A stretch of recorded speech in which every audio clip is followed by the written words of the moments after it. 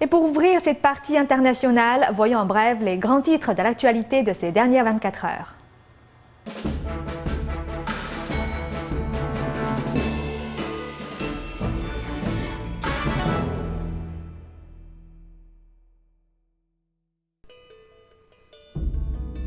L'acrobate Nick Wallenda a traversé le port de Baltimore sur une corde raide de plus de 90 mètres. La semaine dernière, il a annoncé qu'il tenterait une traversée des chutes du Niagara pour le mois de juin prochain. Un exploit que personne n'a encore réalisé depuis plus d'un siècle. Des hélicoptères de secours ont repéré les débris de l'avion russe sur les flancs d'un volcan à une cinquantaine de kilomètres de Jakarta. Il semblerait que l'appareil ait percuté le sommet. À bord de l'avion se trouvaient des employés de l'ambassade russe, des hommes d'affaires indonésiens et des journalistes.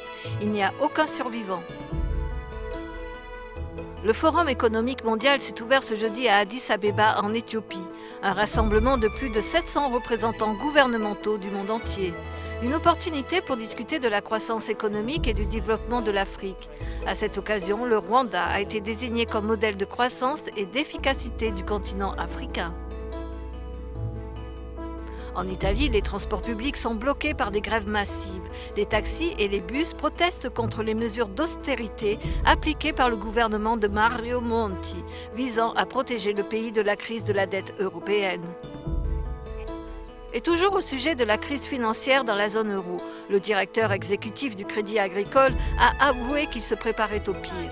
La semaine dernière, les Grecs ont voté pour rester au sein de la zone euro, mais les partis qui représentent le peuple grec ont rejeté massivement les différents plans de sauvetage de l'Europe.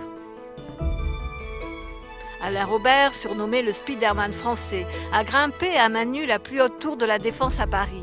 Il a escaladé 231 mètres en moins d'1h30.